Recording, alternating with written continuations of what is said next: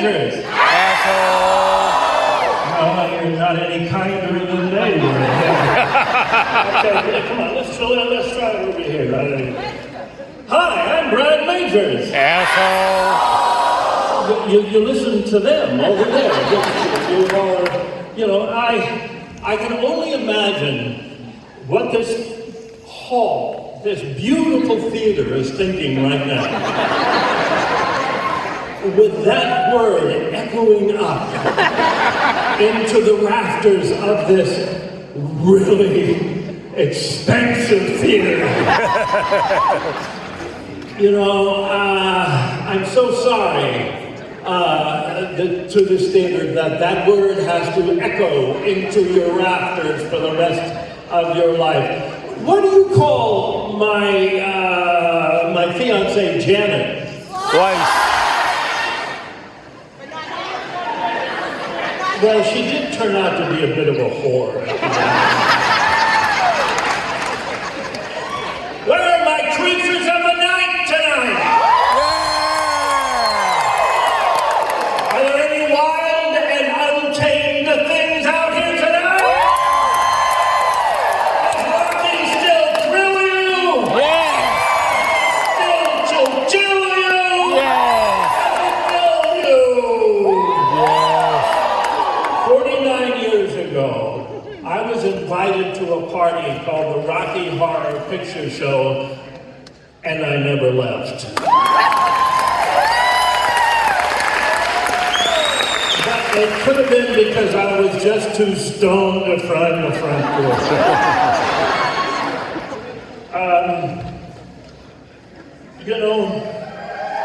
There's a little bit of Brad in all of us, am I right? Yes.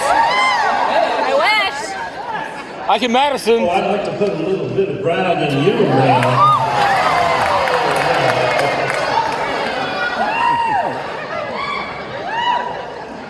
Brad says in the beginning that it's just a party, Janet. Who wants to have a party tonight? Yeah! Who wants to do the time warp again? Yeah! Oh, who wants to do the time warp again? Yeah! Who wants to have sex after the show? Who wants to have sex during the show?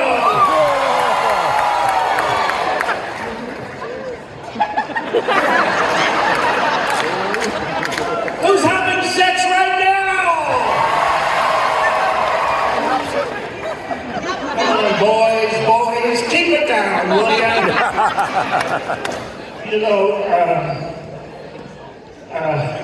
It was great when it all began, right? And I think it's even better now because of all of you pervert people. I'm so sorry. You are not. Look at me. This is what giving yourself over to absolute pleasure looks like for individuals. Madness has taken its toll. And I'm sure I'm not the only one out here who feels the same way. We're on our third generation of fans, am I right? Rocky Horror Picture Show has become a family tradition. You have passed this weirdness up your family tree for 3 generations. I'm sure many of you younger people out there, if you went into your father's closet right now, you'd probably find a pair of high heels and a feather boa. I believe it. I know that when I went into my father's closet, I found high heels and a bustier. And we haven't even made the movie yet. But I'm sure also you're thinking, well, wait a minute. My grandma, my cooking, baking grandmother used to come to theaters like this, and she would strip down into her underwear and she would sing, touch it, touch it, touch me. Your grandmother, I must say, was a slut. Your grandmother on my side, maybe that one. When I was coming in here tonight, somebody said, oh, hey, Brad Majors is my favorite character in the movie.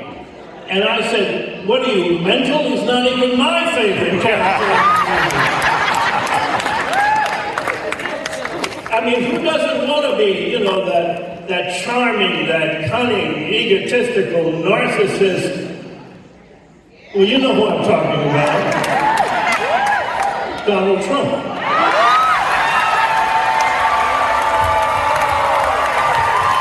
I'm so sorry. This is a Republican state. I'm so sorry. Or who doesn't want to be riffraff, right?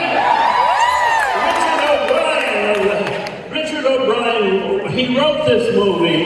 He thought he was just writing a fairy tale, you know, Hansel and Gretel meet the big direwolf, and a movie any 12-year-old could really enjoy. I think it's good, clean, family fun. Yeah, it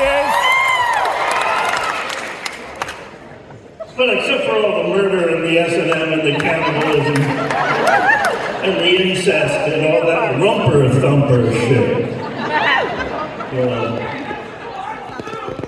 What'd you say? Oh, that was better than anything I had to say. You know, I look out here and I see a lot of you dressed up like us, like we were back then, and I'm really impressed with. You scare the shit out of me.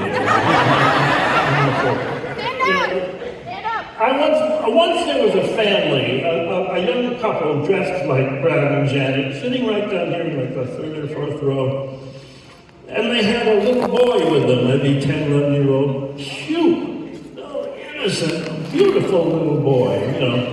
And they watched the whole movie, and they were looking at the little kid, was, oh, it's sweet. And when the movie was over, they turned to their little boy, this little cute little, and they said, well, what did you think? And the little boy, he looked up at them and said, what the fuck was that?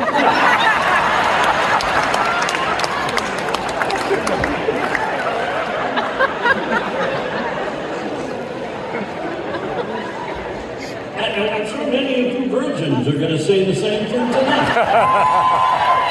I mean, you know, this, by the way, welcome to the cult. I mean the club.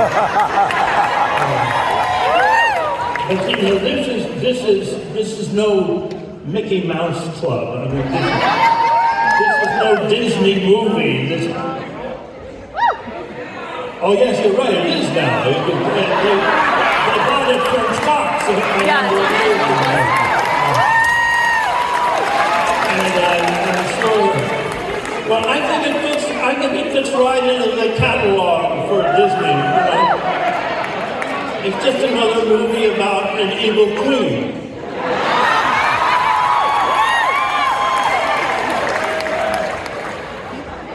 We're in Orlando. And this is where, what is it, Disney World? I heard a rumor, this is just a rumor, that they're starting a new land here, you know, transsexual Transylvania land.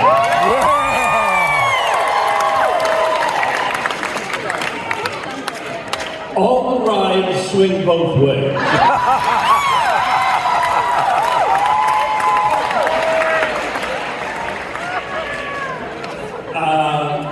In the beginning of this movie, Susan and I sing, there's a light over at the Frankenstein play.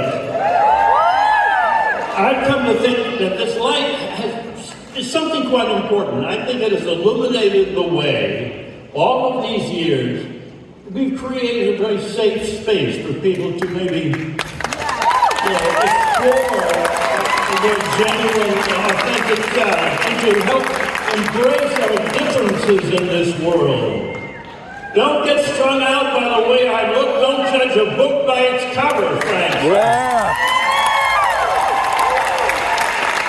So I'm going to ask you all one thing tonight. I want you to please promise me you will keep this light lit for another 49 years. I said, can you do it?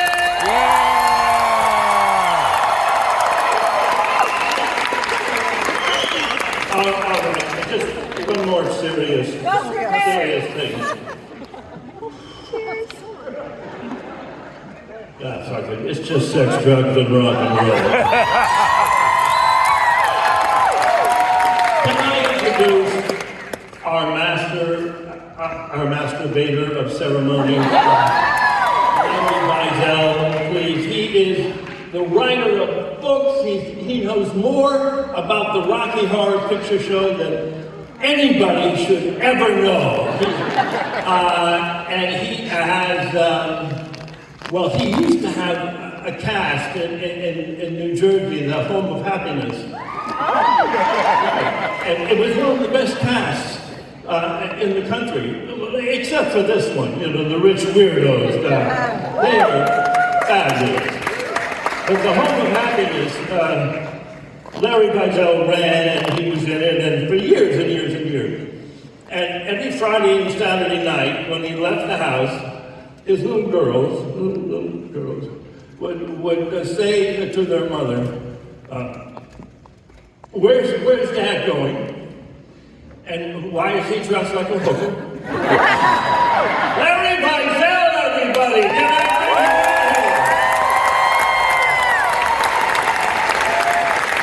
Hey everybody, Larry Bostwick, everybody! Larry, we have a couple of questions that were sent to our social media that I'm going to ask you real quick. I don't want to answer them. Well, too bad. That's what they paid for their tickets for. Okay. All right. Question number 1. What do you feel about having been called an asshole for 49 years? Okay, I'm leaving now. Wait a minute. I always thought, my obituary is going to start. Asshole died yesterday. And they would all know who I was. True. What do you mean true? It's going to say asshole on your tombstone, and you know it. You know it.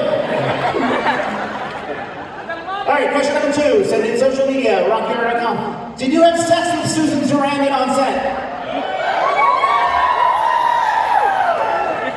Was the question on set, or was it just... I'm guessing during the filming there was No, I won't answer that question.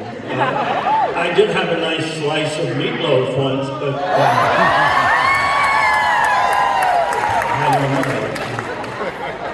I was stoned at the time. I think I told you that. Did you pad your underwear to enhance yourself? That's a real question. Send in on social media. That somebody... Hold it 1 second.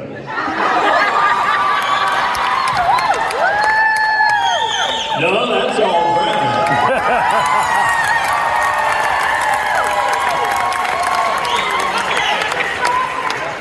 What do you feel about your song, Once in a While, being cut out of the movie? You guys are dicks. Well, I think about it once in a while. Once in a while, I wanna know you, what? Perfect. No, wait a minute. Speaking on the telephone. And once in your life, she don't wanna know you. You stick around, the one you found, she is gone. Hold it. And that's all the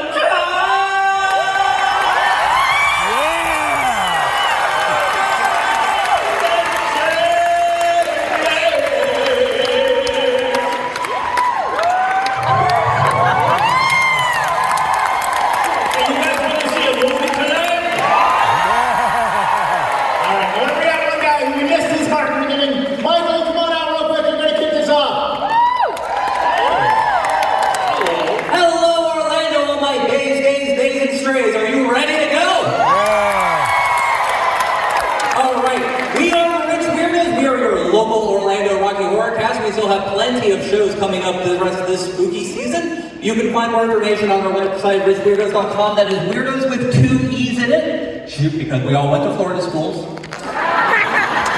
Now, I know that we've done this already before, but it is one of my favorite parts of Rocky. Everyone in here, I need you to raise your hands in the air and give the man in the back a theater full of these and tell them what we want. Lips! Live! Live!